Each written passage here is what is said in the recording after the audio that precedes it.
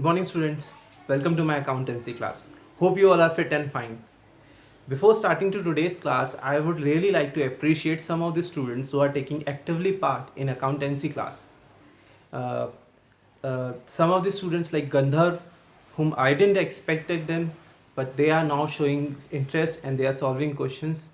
I also appreciate Ashish also for at least trying. He is not getting correct answer, but still he is trying. I appreciate him for his efforts, and there are others also like Jasmine, Harleen. They are also putting in efforts, and I would appreciate them for their efforts. Okay, let us start with today's question. We are going to do another question of NCRT, that is question number 7. Why I am taking this question? Because there is an entry regarding the settlement of accounts of the retiring partner, and which requires a different type of accounting to be done. I am taking this, just to make you familiar with this kind of entries which comes across your questions. तो हम क्या कर रहे हैं, हम question number 7 start कर रहे हैं. क्वेश्चन नंबर 7 में हम क्या स्टार्ट करने वाले हैं, क्यों करने वाले हैं, क्योंकि उसमें एक ऐसी एंट्री है जिसमें कुछ सर्टेन पॉइंट्स ऐसे लिखे हैं जो कि आपको बेसिकली कंफ्यूज कर सकते हैं वाइल डूइंग दिस क्वेश्चन, ठीक है, ऑफ रिटायरमेंट. तो इसी वजह से मैंने आप लोगों के लिए क्या किया है, मैंने आपको ये क्वेश्चन करवा रहा हूँ ताकि आप लोगों को समझ में आए और आपको आगे अगर इस तरह से कोई और क्वेश्चन भी आए तो आप उसको हैंडल कर सके. तो लेट्स स्टार्ट. और ये मेरा सिंपल क्वेश्चंस में से लास्ट क्वेश्चन है. इसके बाद मैं सीधे कैपिटल एडजस्टमेंट्स रिगार्डिंग रिटायरमेंट शुरू करूंगा, ठीक है, और उसके बाद मेरा रिटायरमेंट चैप्टर भी खत्म हो जाएगा. तो let us start with question number 7. पहले मैं आप लोगों को जरा क्वेश्चन दिखा दूं, तो शुरुआत करें क्वेश्चन. चलिए, ये रहा question. Pankaj, Naresh and Saurabh are partners sharing profit and losses in the ratio 3:2:1. Naresh retired from the firm due to his illness on 30th September 2017. Now, you can see in the question that there is a general reserve of 12,000, sundry creditors being given,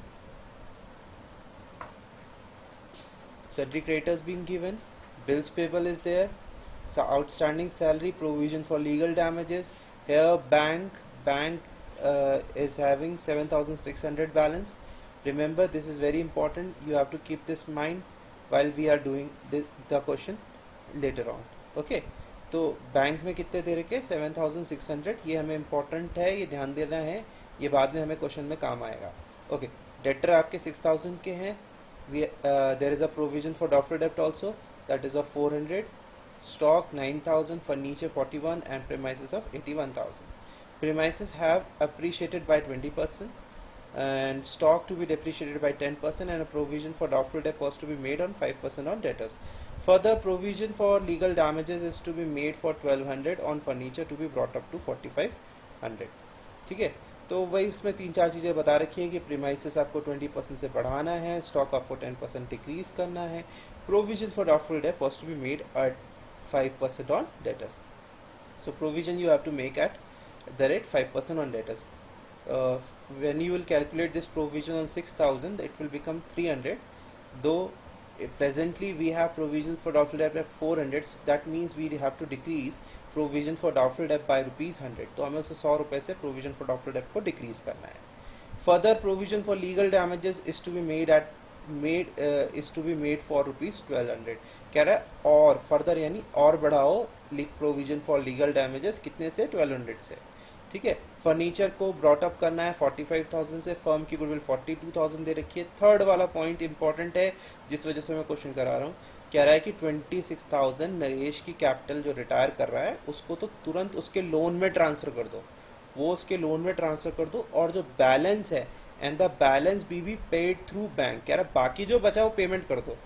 अभी तुम देखोगे, और उसमें एक point है, तुम आगे जब हम डिस्कस करेंगे you will come to know कि क्या झोल है इसके अंदर. कह रहा if required necessary loan may be obtain from bank. ठीक है, अभी इसको इतना ही रख के छोड़ देते हैं, अभी क्वेश्चन करेंगे then will discuss.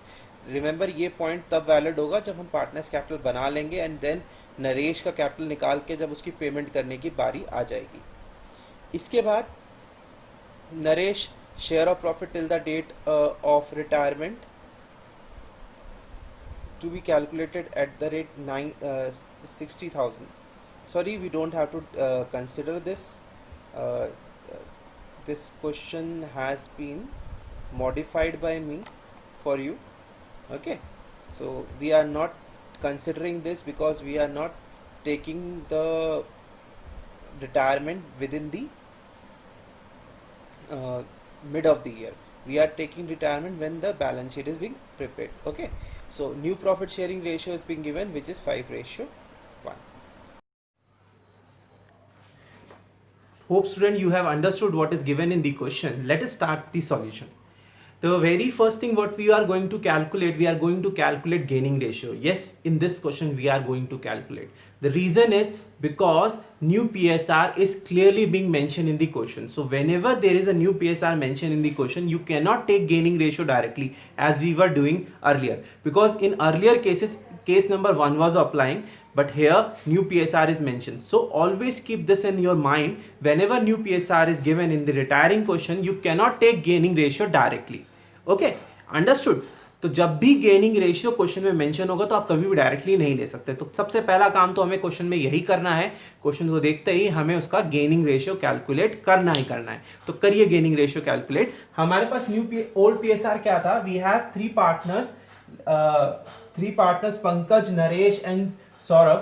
They are having partnership old PSR as 3:2:1 and Naresh retires from the firm and new PSR between Pankaj and Saurabh is decided as 5:1. We are going to calculate the gaining ratio. Let us calculate the gaining ratio. Gaining ratio formula is new PSR minus new old PSR. So gaining ratio, okay, let us calculate the gaining ratio. Pankaj old PSR is, Pankaj new PSR is 5/6 and his old PSR is 3/6. So his gaining ratio is 2/6. And for Saurabh, old PSR was his new PSR is 1/6 and old PSR is also 1/6. So he is not gaining at all. So whatever the compensation is given to Naresh will be given by Pankaj only because he is the only one who is gaining out of Naresh retirement. Okay, सिर्फ नरेश के retirement में फायदा सिर्फ पंकज का हो रहा है. कैसे पता चला? बहुत सिंपल तरीका है भाई. पंकज ही गेन कर रहा है, सौरभ भैया गेन ही नहीं कर रहे हैं हमारे. जब सौरभ भैया गेन नहीं कर रहे तो हम सौरभ भैया को क्यों कंपनसेशन दिलवाएं? उनका कोई फायदा ही नहीं हुआ. जिनका फायदा हुआ, फायदा किसका हुआ? पंकज जी का हुआ. तो पंकज जी ही कंपनसेशन देंगे. किसको कंपनसेशन देंगे? नरेश जी को. समझ में आया? रिटायरिंग पार्टनर को. तो ये बात दिमाग में रखो. अगर कोई भैया गेन ही नहीं कर रहा, किसी का फायदा ही नहीं हुआ, तो हम उससे क्यों नुकसान की भरपाई कराएं? नुकसान की भरपाई उसी से करवाएंगे जिसका फायदा होगा. So what I am telling is कि whosoever is gaining will be compensating the retiring partner for his loss. Okay, clear? So have you got it? I hope you have understood. ठीक है भैया जी, समझ में आ गया ना? बढ़िया. चले अब आगे बढ़ते हैं. Let us start with it. Continue this. So at the time of retirement, what is the goodwill treatment entry? What we need to do? We need to credit the retiring partner and debit the gaining partners. Okay. So who is retiring? Naresh is retiring. So we will credit Naresh capital and we will debit the gaining partner. And only Pankaj is gaining, so we will debit only Pankaj capital account.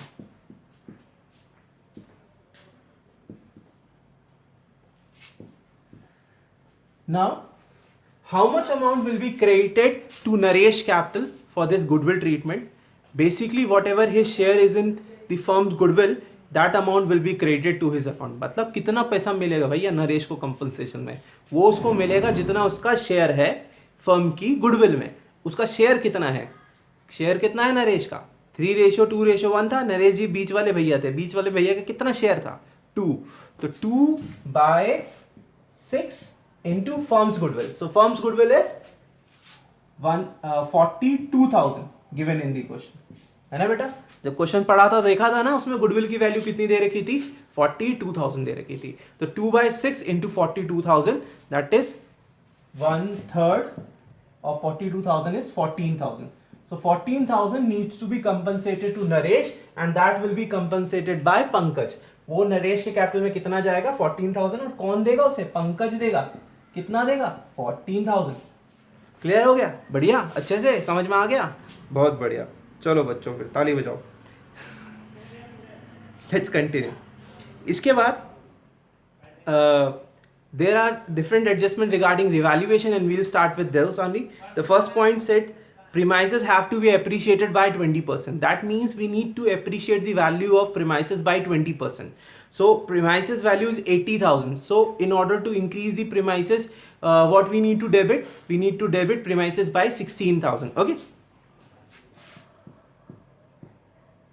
Premises की value को बढ़ाना है. कितना बढ़ाना है? 20%. Premises है कितने का? 80,000. 20% कितना हो गया? 16,000. प्रीमाइसेस को डेबिट कर दो 16,000 से. And what we need to do? We need to credit revaluation account.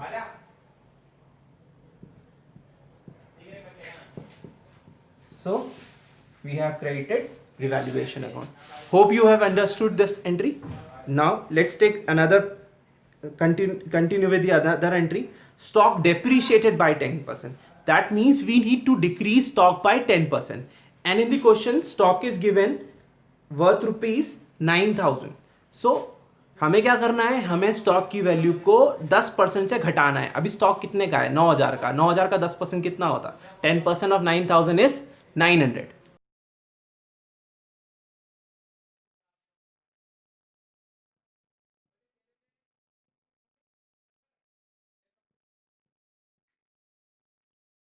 So we have created stock by 900 and we will debit revaluation account.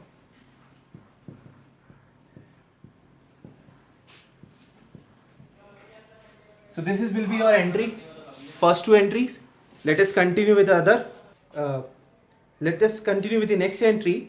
Further provision for legal damages is to be made 1,200. That means there is already a legal provision for legal damages 6,000. We need to increase it by 1,200. It's a liability. When it will be increases, it will be credited. So entry will be to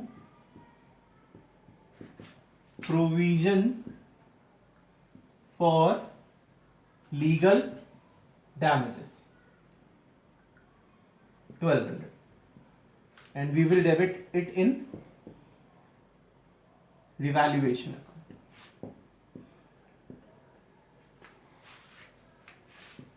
1,200. Okay, so beta, this entry is done. Next point,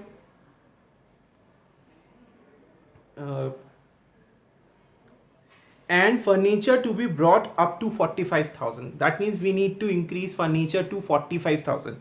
Presently furniture is of 41,000 and we need to made it to 45,000. That means we need to increase it by 4,000. अभी 41,000 का furniture है, 45,000 तक करना है, बढ़ाना है 4,000 से. तो बढ़ाओ भाई, बढ़ाओ बढ़ाओ बढ़ाओ फटाफट बढ़ाओ.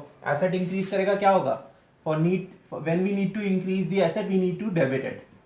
सो furniture account debit 4,000 to revaluation account 4,000. So entry is furniture account debit 4,000 to revaluation account 4,000. So this is your entry. Okay बच्चों, so मुझसे ना एक एंट्री छूट गई थी. Let me pass that entry. Provision for doubtful debt is to be made at the rate 5% of debtor. Since the debtor is of 6,000 and 5% of debtor is 300, we have present provision for rupees 400. So our present provision is of rupees 400 and we have to decrease it to 300. Since we treat provision as a liability, so in order to decrease it we have to debit it. तो हमें क्या करना है, क्योंकि provision को हम liability की तरह ट्रीट करते हैं, तो उसको घटाने के लिए उसे हमें क्या करना पड़ेगा? डेबिट करना पड़ेगा. और एंट्री क्या होगी? प्रोविजन फॉर डाउटफुल डेब्ट अकाउंट डेबिट हो जाएगा 100 रुपीज से, और रिवैल्यूएशन अकाउंट आपका क्या हो जाएगा? क्रेडिट हो जाएगा 100 रुपीज से. इसके अलावा क्वेश्चन में जनरल रिजर्व भी दे रखा था, and general reserve is of 12,000. हम उसे क्या करेंगे? ओल्ड पार्टनर्स में ओल्ड रेशियो में बांट देंगे. ओल्ड रेशियो क्या था? 3:2:1. हमारे पास जनरल रिजर्व दे रखा था 12,000 का. We will distribute it between the Pankaj, Naresh and Saurabh in the old PSR, that is 3:2:1. तो 3:2:1 में आप उसे बांट दीजिए. तो कितना आ जाएगा? 6,000, 4,000 और बेटा 2,000. तो इस तरह से बेटा आपकी जर्नल एंट्री निकल कर आ गई. अभी भी आप 3-4 जर्नल एंट्री की जगह छोड़ दीजिएगा। हाँ जी, 3-4 जर्नल एंट्री, बिकॉज इसमें लोन, इसमें 2-3 चीज़ें लास्ट में दे रखी हैं जिसकी वजह से हमें उसकी एंट्री पास करनी पड़ेगी, उसकी जगह छोड़ दीजिए। और आप इसके बाद आप सीधे क्या बनाइए बेटा, अपना रिवैल्यूएशन अकाउंट बनाइए। चलिए स्टार्ट करते हैं रिवैल्यूएशन अकाउंट। ओके, तो स्टार्ट करते हैं एक एक करके रिवैल्यूएशन की जो जो हमारे पास एंट्री आई थी। सबसे पहली एंट्री हमें क्या आई थी, जब हमने प्रीमाइसेस की वैल्यू बढ़ाई थी 16,000 रुपए से, एंट्री क्या थी, वो premises account debit 16,000 to revaluation. Revaluation account क्या हुआ बेटा, आपका क्रेडिट हुआ। तो क्रेडिट में यहाँ पे पोस्ट कर दीजिए बाय प्रीमाइसेस 16,000। इसके बाद बेटा क्या हुआ था, हमने स्टॉक की वैल्यू को 10% घटाया था। एंट्री क्या बनाई थी, revaluation account debit to stock account 900। तो इस एंट्री में रिवैल्यूएशन क्या हुआ बेटा, it was debited. So what we need to debit, we need to debit stock account in revaluation account by 900। तो हमें क्या करना है, क्योंकि रिवैल्यूएशन डेबिट हुआ था तो हम डेबिट करेंगे स्टॉक को रिवैल्यूएशन में 900 से।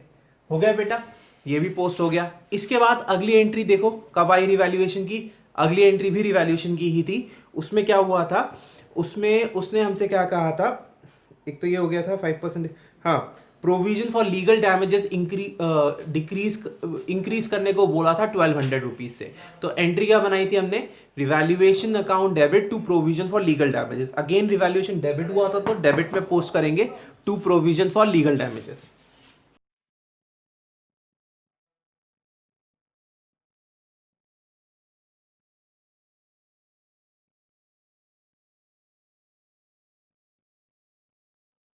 ठीक है बेटा।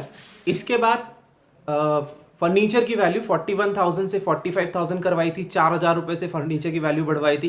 एंट्री क्या बनवाई थी, रिवैल्यूएशन टू फर्नीचर 4,000। तो हमें से लिया के क्या करना है, बाय फर्नीचर 4,000। इसके बाद अगली एंट्री क्या है, अगली एंट्री आपका 100 रुपए का आपका जो प्रोविजन हमने डिक्रीज किया था, उसमें क्या किया था, प्रोविजन फॉर डाउटफुल डेब्ट account debit to revaluation. Revaluation में हमने क्या किया था, उसको क्रेडिट किया था। तो हम यहां पे फिर बाय साइड करेंगे, बाय प्रोविजन फॉर डाउटफुल डेब्ट 100। सो बाय प्रोविजन फॉर डाउटफुल डेब्ट कितना आ गया, 100। अभी हम बैलेंस करेंगे और हमारे पास प्रॉफिट या लॉस निकल कर आ जाएगा। तो इधर से कितना आ रहा है, इधर से आ रहा है आपका 20,100 और इधर से आ रहा है 2,100। तो 18,000 का आ गया आपके पास प्रॉफिट। इसको आप बांट दीजिए ओल्ड पार्टनर में, पंकज, नरेश और सौरभ। किस रेशियो में, ओल्ड रेशियो में 3:2:1। तो 3:2:1 में क्या हुआ, 9,000, 6,000, 3,000। तो बढ़ गए आपके 18,000 रुपए ओल्ड पार्टनर्स ओल्ड रेशियो में, 9,000, 6,000 और 3,000 में। ठीक है, तो ये हो गया आपका।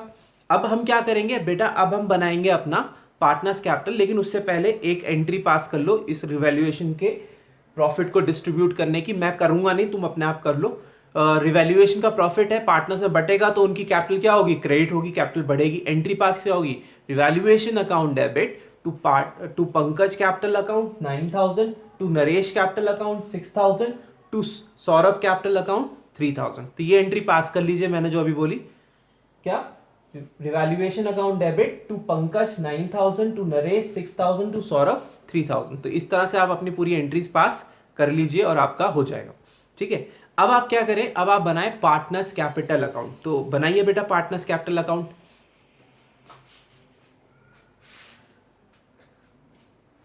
ओके बेटा, बना लिया हमने partners capital account. Pankaj, Naresh, Suresh, ये आपके particular Pankaj, Naresh, Suresh, Pankaj, particular Pankaj, Naresh, Suresh.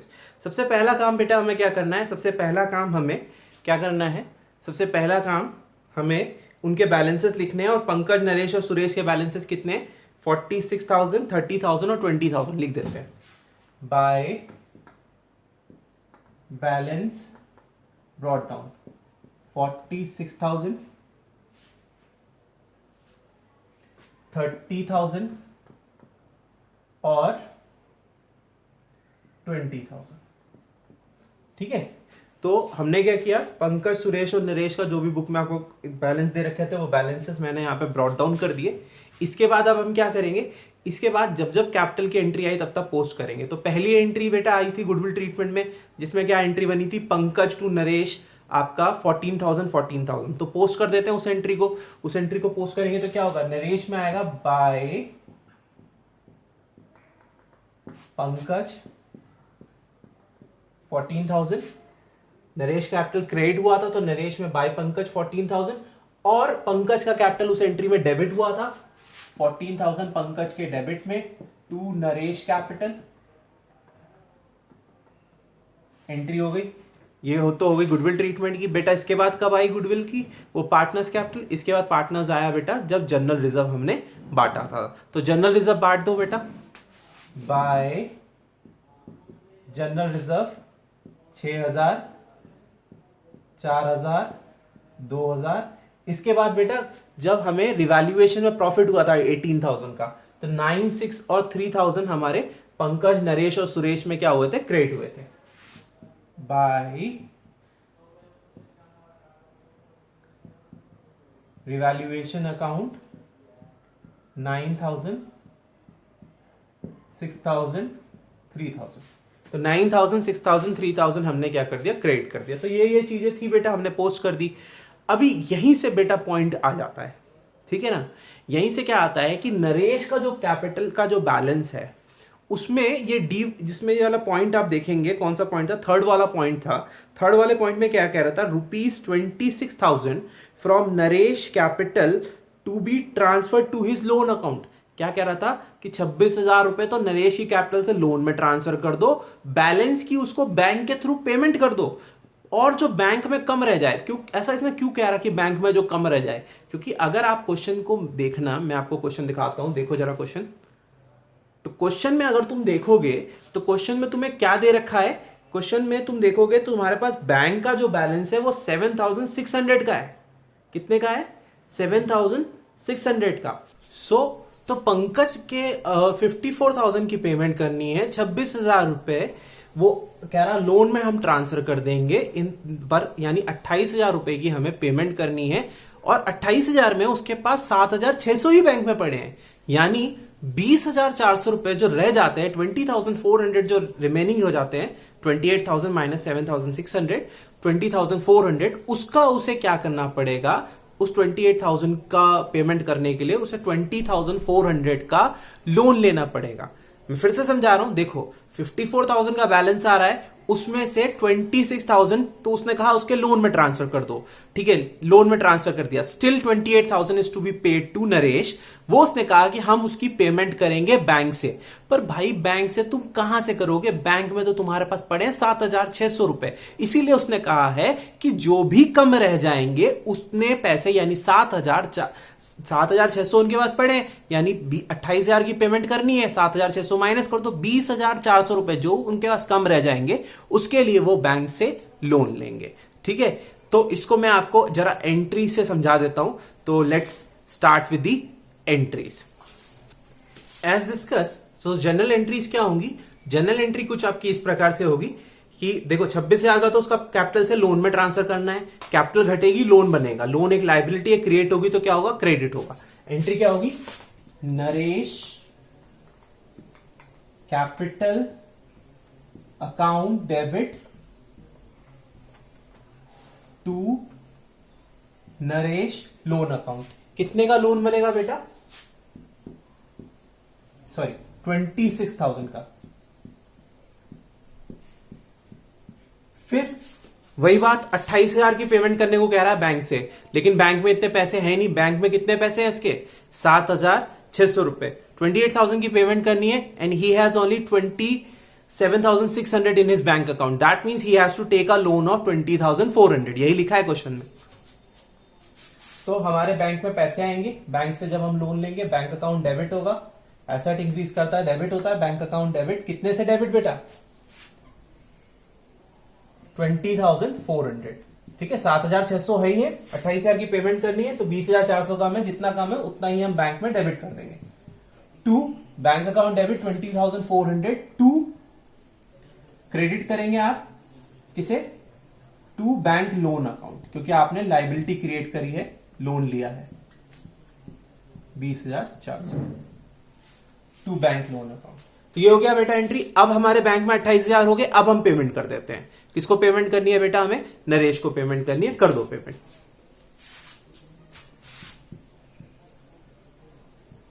Naresh capital account debit to bank account. कितना बेटा?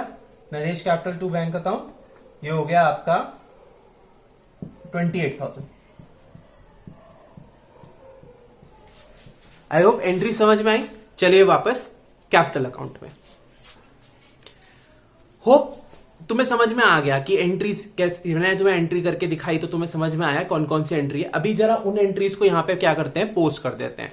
पहले उसने क्या बोला था? Naresh capital to Naresh loan, हमें जो 26,000 रुपए नरेश के लोन में ट्रांसफर करने हैं, टू नरेश लोन 26,000, और बाकी की पेमेंट करनी है टू बैंक 28,000। अब हम क्या करेंगे? नरेश का तो निपट गया, बाकी दोनों का बैलेंस कैरेट डाउन निकाल देंगे। 46, 52, 52 और 9, 61, 61 माइनस 14, 47,000। बेटा यहां कर लेते हैं 22, 25,000। टोटलिंग कर लो। तो ये हो गया बेटा आपका 25,000, ये हो गया आपका 54,000, ये कितना था? 46, 52, 61,000।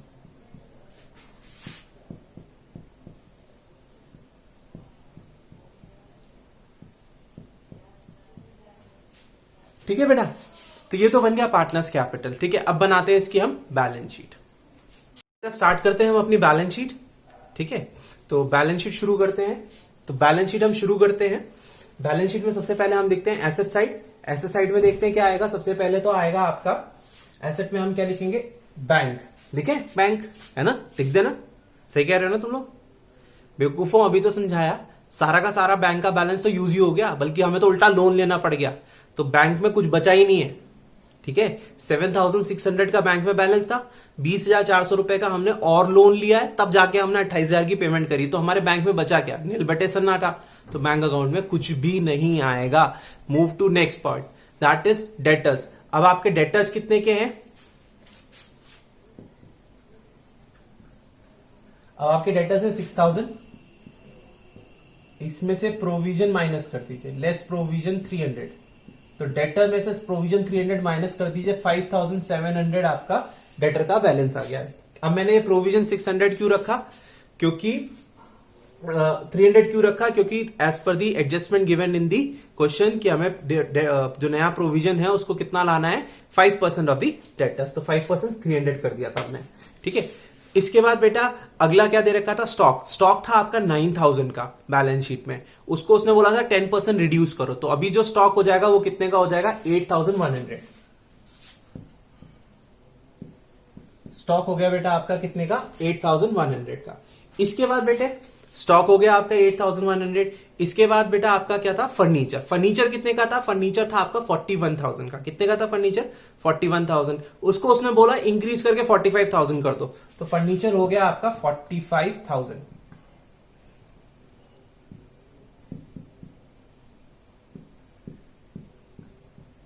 फर्नीचर हो गया आपका 45,000। इसके बाद बेटा फर्नीचर हो गया। देन इसके बाद आपका क्या बचा? प्रीमाइसेस। प्रीमाइसेस 80,000 की थी, उसने कहा 20% एप्रिशिएट कर दो। तो प्रीमाइसेस हो गई आपकी 96,000।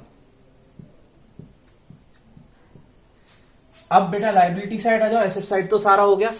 Creditors, bills payable, creditors, bills payable, उसमें तो कोई चेंजेस नहीं था, वो एज इट इज कॉपी कर दो आप, कोई दिक्कत की बात नहीं है। सबसे पहला हाँ जनरल रिजर्व दे रखा था। जनरल रिजर्व को आप कुछ भी वो अब लिखने की जरूरत नहीं है। क्यों? क्योंकि वो आपने बांट दिया। तो आपके पास जो क्रेडिटर की वैल्यू है 15,000 और जो आपका बिल्स पेबल है आपका 12,000, आप बस उसकी वैल्यूज को लिख दो यहां पे। ठीक है, लिख दो। क्रेडिटर्स है आपका कितने का? 15,000। बिल्स पेबल आपका कितने का है? बिल्स पेबल है आपका, कहां गया क्वेश्चन? बिल्स पेबल है आपका 12,000। इसके बाद बेटा आउटस्टैंडिंग सैलरी दे रखा था 2200 का, उसमें भी कोई एडजस्टमेंट नहीं थी, तो एज इट इज उसको कॉपी कर लो।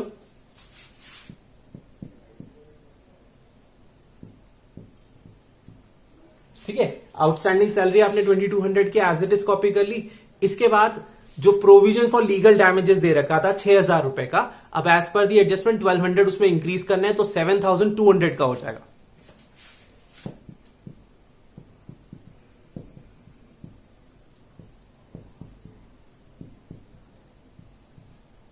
ठीक है बेटा। इसके बाद बैंक से हमने लोन ले लिया 20,400 का, वो भी लाइबिलिटी होगी।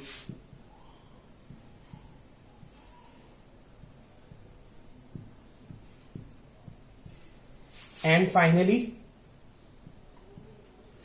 फाइनली जो नरेश का लोन है, नरेश का लोन कितना था 26,000।